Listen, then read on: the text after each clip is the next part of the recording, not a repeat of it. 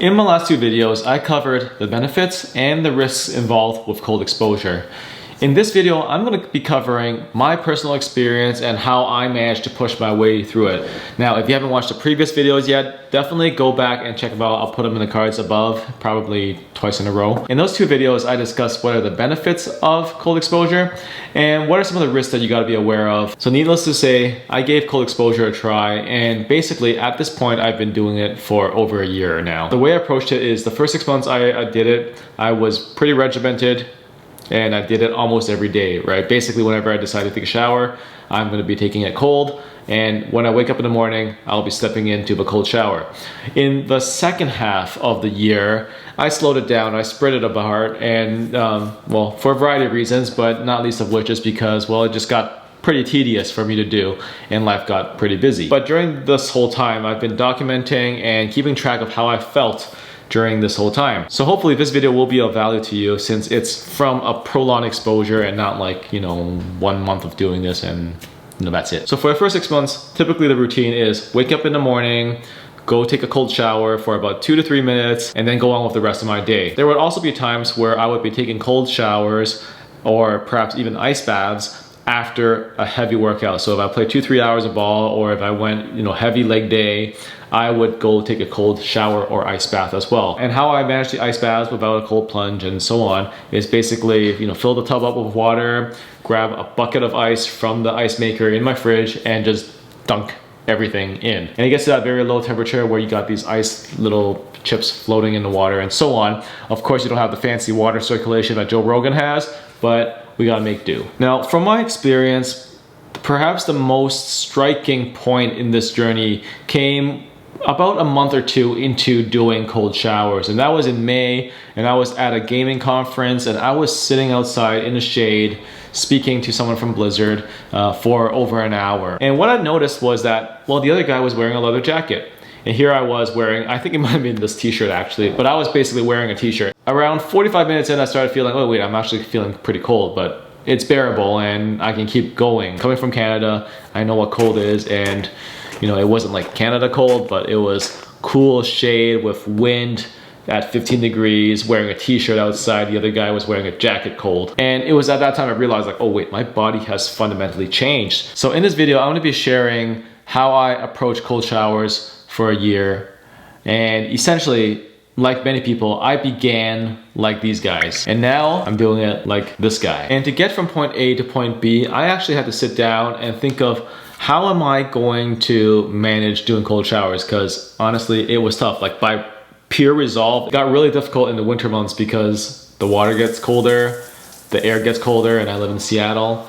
And it's just really difficult. So without further ado, here are the 5 steps that I took to manage taking cold showers for a year. Now, our first 3 steps are very straightforward. Step 1 is focus on the benefits and the positive outcomes, right? So if you don't know what they are, definitely go back, watch that first video on the benefits of taking cold showers. And that's it, first step, know the upsides and know what you're getting into.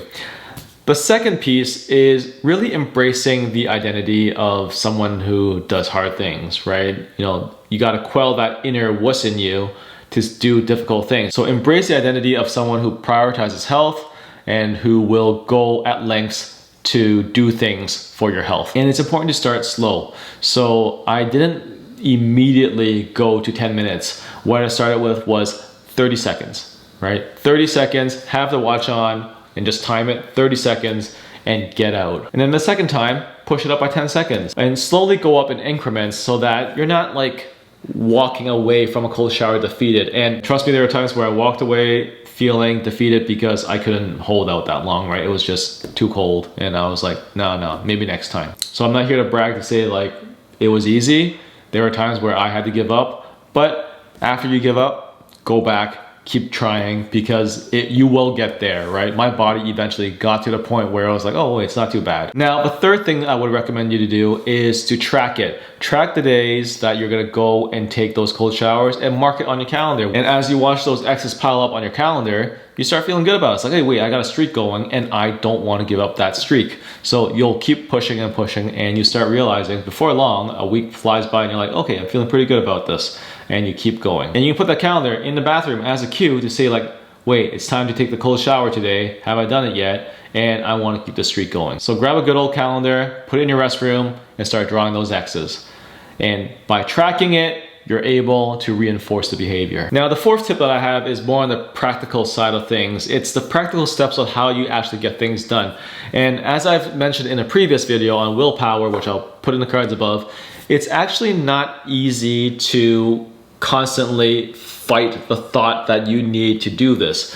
What actually makes it easy is removing the resistance. So using that logical brain when you're very well aware of the benefits of taking cold showers and removing all the obstacles so that when it comes time to do it, it becomes easy. So I'm gonna share some examples of what I did. So previously on my Apple Watch, I had kind of like a nylon band or a leather band, right? And because it was nylon and leather, I'm like, oh, I don't want to get it wet and it's annoying to change it every time, so I'm just gonna not do it. It sounds silly, but when you're about to make your body do hard things, it's gonna come up with every small reason to not do it. So you gotta get rid of those reasons even before your body gets started on like complaining. So I switched away to nylon bands and now I have like a fully waterproof band and I'm just gonna walk into the shower once I wake up in the morning. Oh, and I forgot to mention, the reason why I have a watch in the shower is because I wanna time it. I don't wanna stay in there longer than necessary, right? Like I am human too, I'm not like David Goggins and I like to push myself to that extent. Another thing that was difficult was like, oh, the towels were too far, right? And that's a very silly reason. I moved my permanent towel position closer, like literally right outside of the shower stall so that it's not as bad. And then while doing it, I realized that it was torturous to stand in the shower for an X amount of time because it was just like, you're just standing there feeling the misery. And so I decided to do the fifth thing, which is add a routine. And that routine essentially became a ritual. And so every morning, put the shampoo on for 1 minute, and then you wash it off, and then you put on the conditioner. And I don't know if you know this, but conditioner, it's typically best to keep the conditioner in your hair for a minute as well. So boom, 2 minutes shaved off right there. And if you have one of those timed electric toothbrushes, basically it's like 30 seconds per corner.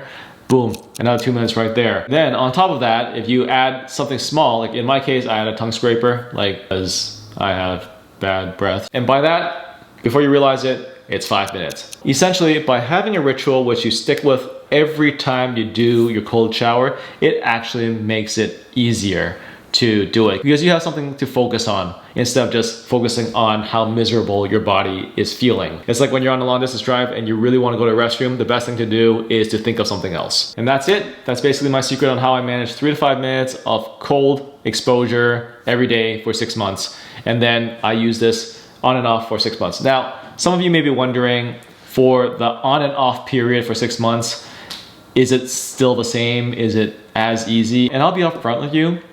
The second 6 months, basically when I'm doing it on and off, it's actually very hard to build back to 5 minutes and 10 minutes because your body's just not as used to it. But when I work out and it's like a heavy workout, then yeah, I'll jump into a shower for 2 minutes. But all the resistance that I've built up, my body built up during the first 6 months, a lot of that eroded away in the second 6 months. So my recommendation is definitely, if you get started and you don't want to stop, then don't stop.